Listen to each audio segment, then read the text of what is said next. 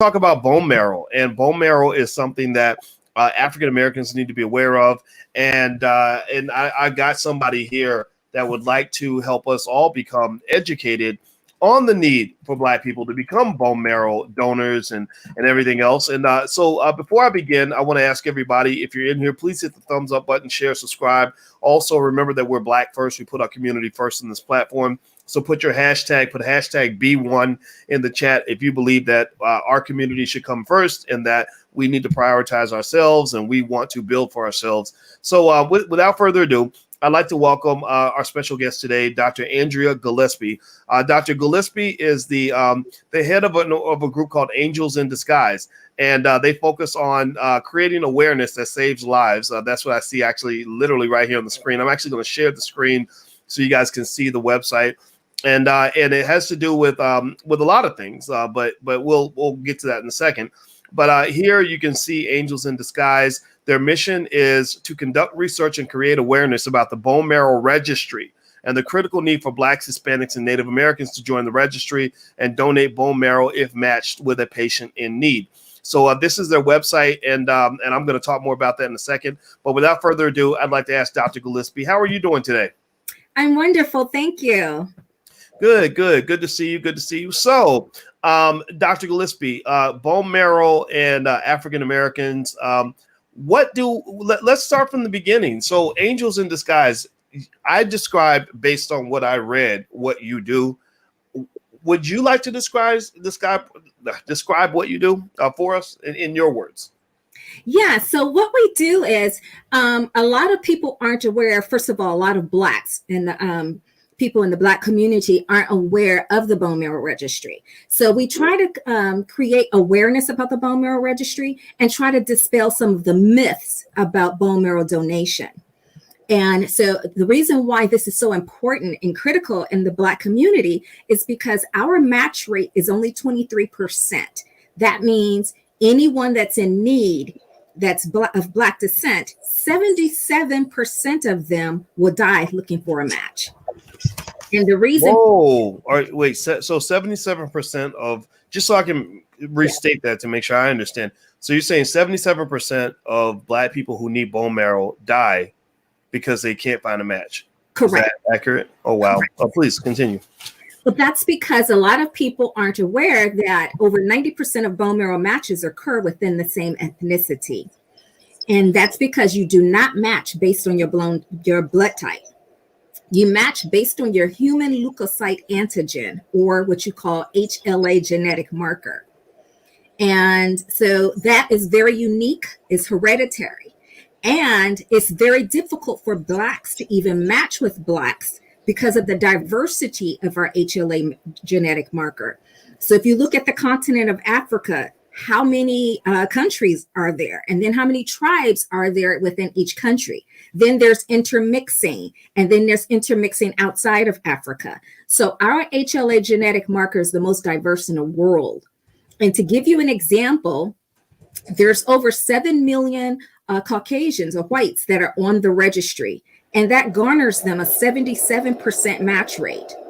However, for Blacks to meet that same 77%, remember for whites is 7 million, we would need 23 million on the registry just to get to 77%. So it's very important that we get on the bone marrow registry so that we can cure Blacks that have blood-borne cancers, such as non-Hodgkin's lymphoma, leukemias, myelomas. Did you know that a bone marrow transplant actually cures sickle cell anemia? A lot of people aren't aware of that. I did not know that. Yes. How many of you all knew that? Give me a yes or no in the chat if you knew that a bone marrow transplant can cure sickle cell anemia. And also give me a yes or no if or let me know if this is blowing your mind. In the first 3 minutes, I had no idea. I had no idea that it was that deep. So 77% of us who need bone marrow transplants end up dying because they can't find a match. Because we're of African descent, it makes it harder to find a match because of the complexity of our, you said HLN, is that right? HLA genetic HLA. marker. Our HLA genetic marker. I'm in class. I'm taking notes, Dr. Gillespie, just so you know. So our HLA genetic marker is super complex, so it's very hard for us to find a match. And so for whites, they have 7 million on the bone marrow registry, but we would need to actually have 23 million in order to find the right amount of diversity. Is that correct? Yes, to even get the same percentage of matches as white people. Interesting. Yeah. So what led you to be passionate about this topic? Is this something that you've been involved with your whole life, or did you have a personal experience that led you to get involved, or how did you end up where you are right now? Well, fortunately, I didn't know of anyone that was in need of a bone marrow transplant. However, I did join the bone marrow registry back in 1994. There was a bone marrow drive at my job at the time. And I joined and didn't know anything about the registry. So I was just green and joining and not knowing what it meant. 7 years later, in 2001, I became a match with a Black gentleman that was 46 years old with myeloid dysplastic dysplasia. And I donated, and there's 2 ways to donate. And we could talk about that in a moment. And I donated the surgical way that time. Unfortunately, 3 weeks later, he did pass away. And then not until 2015, December 1st, 2015, I was a donor again, and I donated the non-surgical way. And that was for a female, Black female, 43 years old with non-Hodgkin's lymphoma. And at the 3-week checkup, I was contacted, and they said that she broke records. She was out of the hospital. She was considered cured, and she showed no signs of rejection. And I just thought, this is something, this has to be my mission. I need to get the word out there, because it is an incredible feeling knowing that you literally saved a life. Wow. Everybody who just came in, I'm talking to Dr. Andrea Gillespie from angelsindisguise.org. And her mission in life is to convince us to consider donating bone marrow, because a lot of our people die from not being able to get the bone marrow that they need. And also, if you could, please hit the thumbs up button, share, subscribe button. This is why we have Black media, so we can put ourselves first. And also, we know health is wealth. So this is why we have to talk about health and relationships and all these other issues that relate to wealth. We can't just talk about our economics, which we do on a daily basis. So let me ask you this, Dr. Gillespie. So when it comes to bone marrow, my perception had always been that giving bone marrow was complex and painful. Maybe, I don't know if that's true or not, but I'd be curious to know, how would you respond to me if I said something like that? Well, there's 2 ways to donate. There is a surgical process and there's a non-surgical process. I've done both.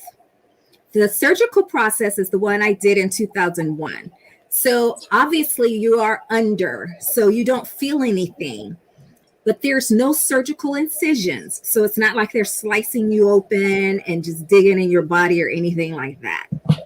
So the things that you see on movies and stuff like that, that's a myth. So what they do is they use long needles, and they put the needle into your pelvic bone, because that is the bone with the most, is bone marrow rich. And so they put it into your pelvic bone, and they aspirate your bone marrow out. They only allow to take out 5%. And it's something that your body regenerates within 3 to 4 weeks. So it's not something that you're going to walk around thinking, well, what if I need my bone marrow? You get your bone marrow back, and you're not feeling lethargic or anything like that in the meantime. So once they do that, the process is about 30 to 45 minutes. When you come to, there is a little tenderness and soreness on your back where they went in to get the bone marrow. And not your back, your pelvic bone.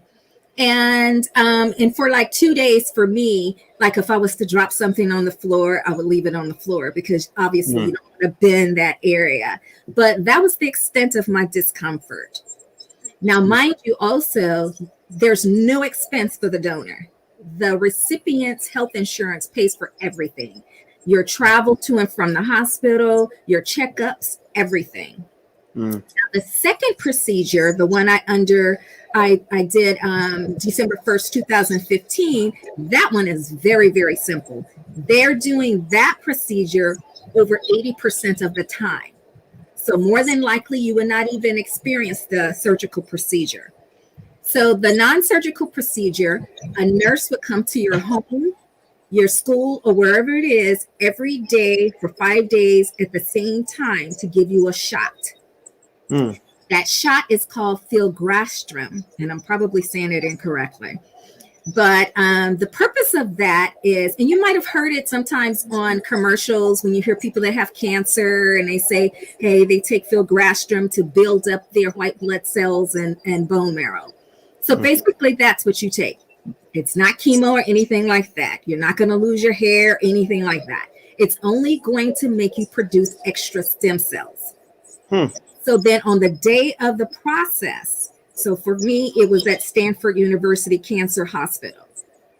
You get there, they put you in luxury seats. They put movie screens in front of you, and they're all just for you. And I was excited because I was working on my doctorate program and I hadn't seen television in quite some time. So that was exciting. But so they put a needle in one arm and it comes out, your blood comes out in a tube.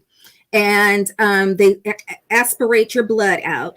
Behind you, they're separating the stem cells from your blood. And your other arm is a needle, and they're giving you back your blood. So there's no waste. You won't feel lightheaded or anything because you don't even donate blood. So it's just the stem cells in the bone marrow. And that process does take about 4 to 6 hours, but there's no soreness afterwards. You can get up and run afterwards, and your daily life. So there's no stiffness for a day or two, like I said, I had with the other procedure. And you save a life. Wow. That's heavy stuff. Everybody, I'm speaking to Dr. Andrea Gillespie. She's from angelsindisguise.org. That's the website. And what she is explaining to us today, and if you got in late, I think you should start at the beginning of this interview so you can listen to the whole thing, talking about the importance of donating bone marrow. And I can tell you what, some of these, these cancers that you talk about, I've lost people in my family to some of them. And so I'm definitely listening very intensely. And everybody, if you could, please hit the thumbs up button, share and subscribe button. And also on a secondary unrelated note as well, the Women of Wealth Weekend is coming up this week with Fly Nubian Queen. They got about 21 different experts, all women from all different backgrounds that cover everything related to wealth, from relationships and money to creating side hustles to making money, teaching an online class, etc. A lot of professionals. So if you're interested and you want to take a look, go to womenofwealthweekend.com. It's right there on the screen. So Dr. Gillespie, let me ask you this.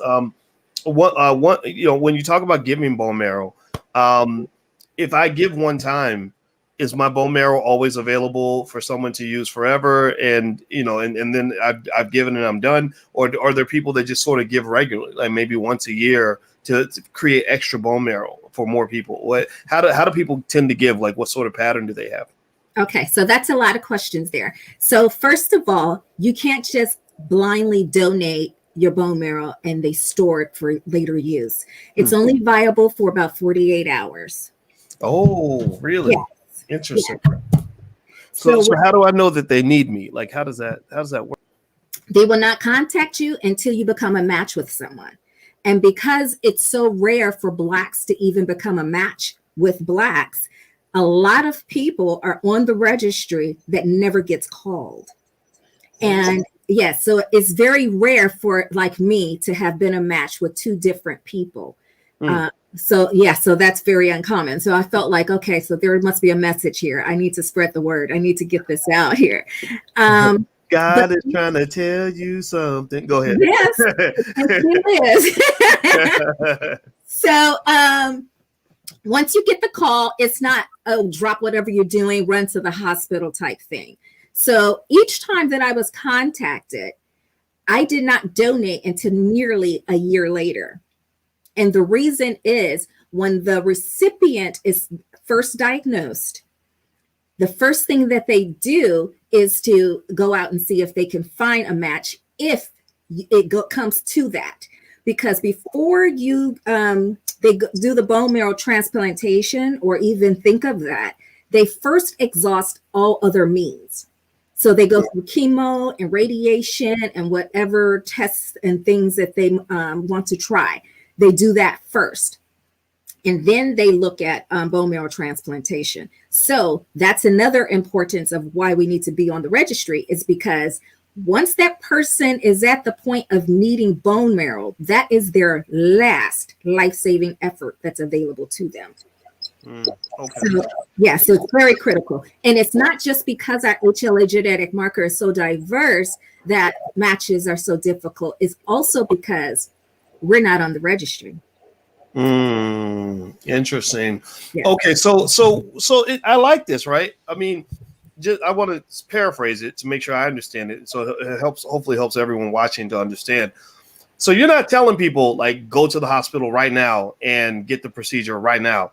You're saying just put your name on the list so that if you're needed, you'll step up and save a life, right? So it's not like I'm saying, go ahead and, I'm going to go through this procedure and maybe they'll need my marrow, maybe they won't.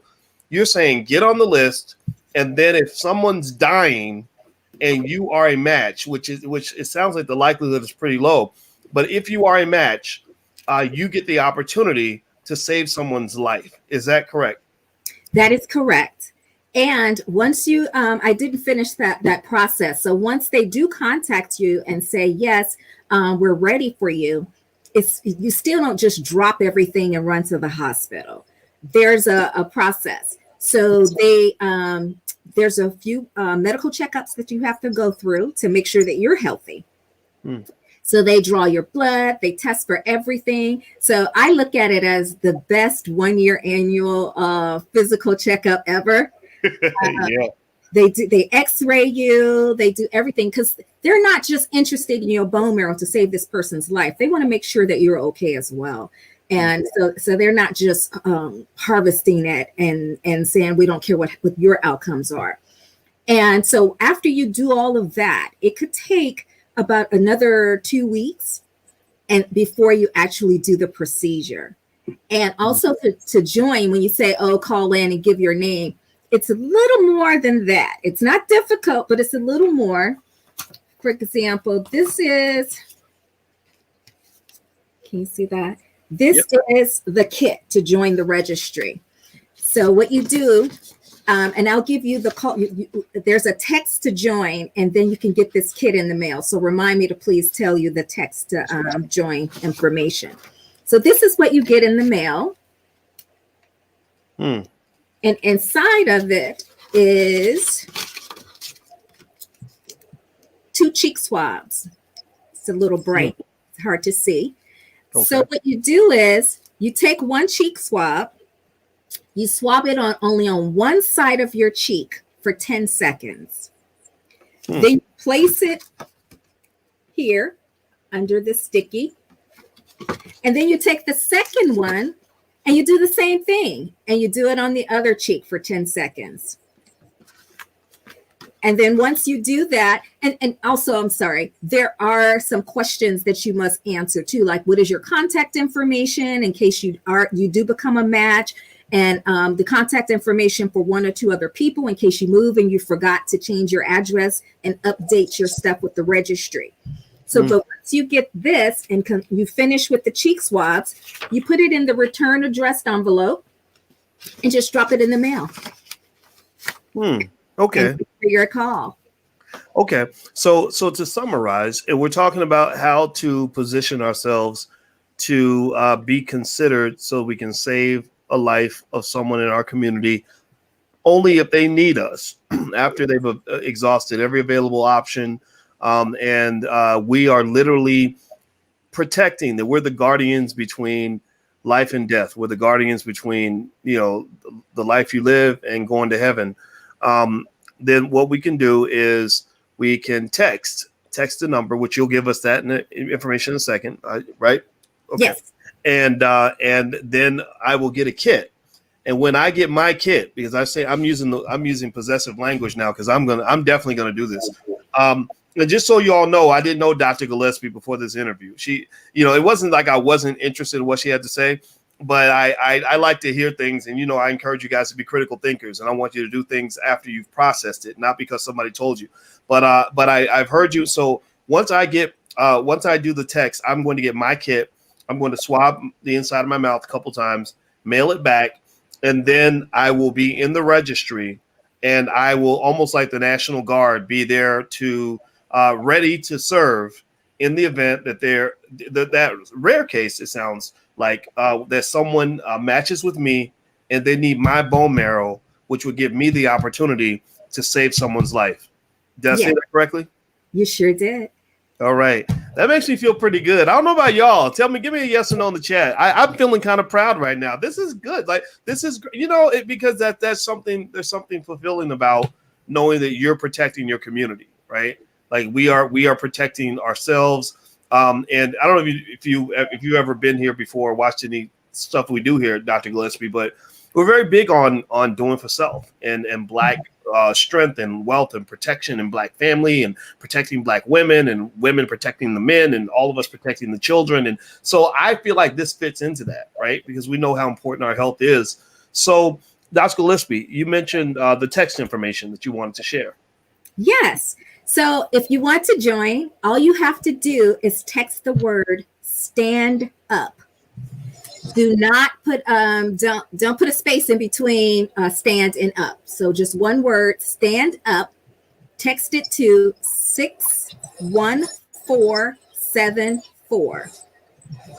And then that's when they'll ask you questions as far as what's your name, your address, your contact information, and whether or not you have some health issues that would preclude you from donating, such as if you had cancer in the past 5 years, and high blood pressure, and some things that is prevalent in the Black community. If you have sickle cell anemia, you cannot join. But it will ask you all of those questions.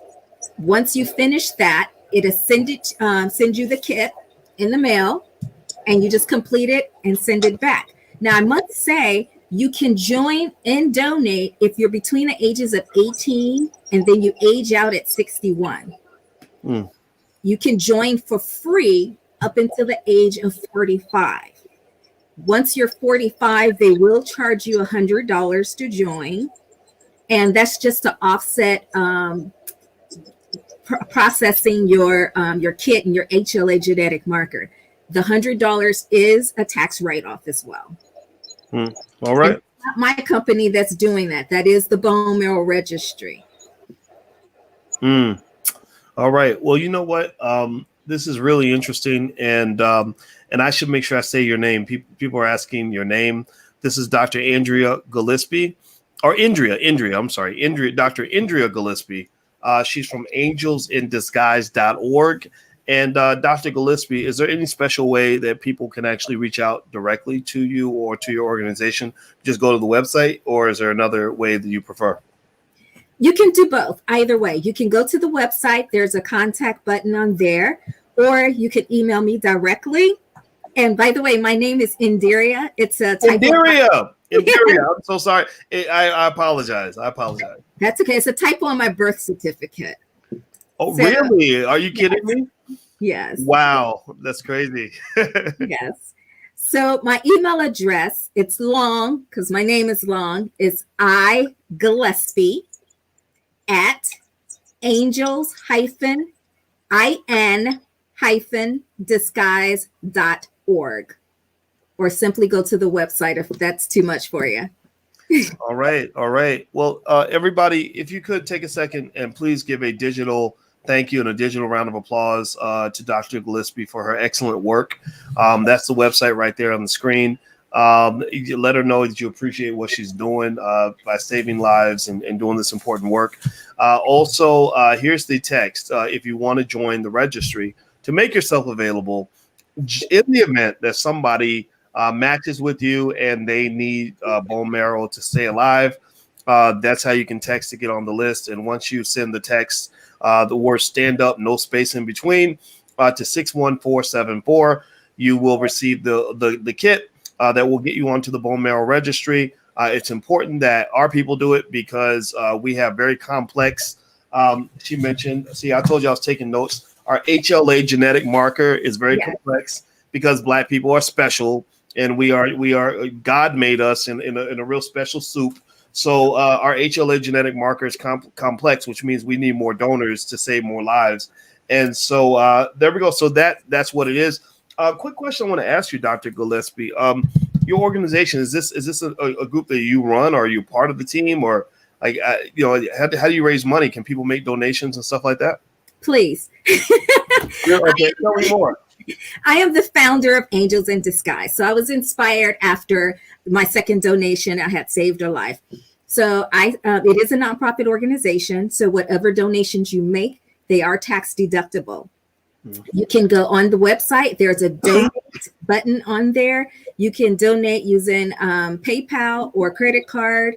Also, there are some marketing collateral on there, some T-shirts and mugs. You can purchase T-shirts and things of that nature, and that'll help us also as far as giving us some program income so that we can get the word out there more.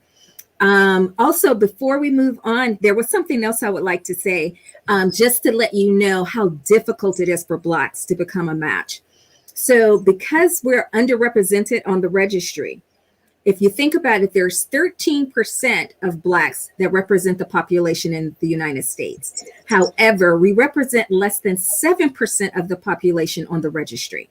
So there's a huge disparity there. And then if you add that diversity of the HLA genetic marker, that's what makes our number so low. Where our match rates is 23%.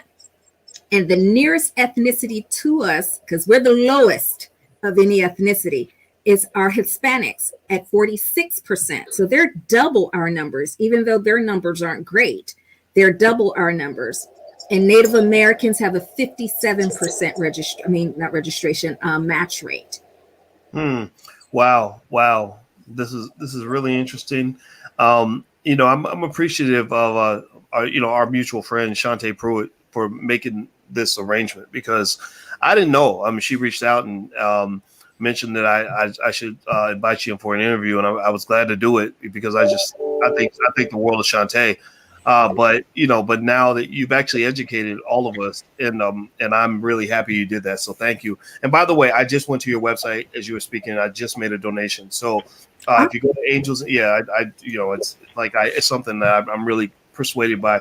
So the website is right there on the screen, angelsindisguise.org. If you would like to support. You guys know the importance of us supporting our own institutions, our own organizations, our own businesses, and because freedom ain't free. If you want to be free, you got to pay your bills. So let's support people that are doing good work in the community. So I want to say thank you so much, Dr. Indira. I appreciate all your time. Thank you so much. Thank you. Thanks for having me. Yes. And so everybody give Dr. Gillespie a digital thank you, digital round of applause as you hit the thumbs up button, share button, and subscribe button on your way out. And don't forget also that this weekend we have the Women of Wealth Weekend event that's happening. It's going to be really good. In fact, Dr. Gillespie, I should show you the site because you're going to be impressed. This is Lene Javette is actually running this, and they've gathered all these Black women experts in all areas of wealth and economics. And so here is, you see so many women, it's over 20 women with all different backgrounds, from Cassandra Cummings with Stocks and Stilettos, Constance Carter, who owns the largest Black real estate firm in California, Vicki Dillard, who's just world famous, and Jade Arundel, who's an amazing activist, and Simone Kissan, who's in the cannabis industry, Cheyenne Muhammad, the wealth doula.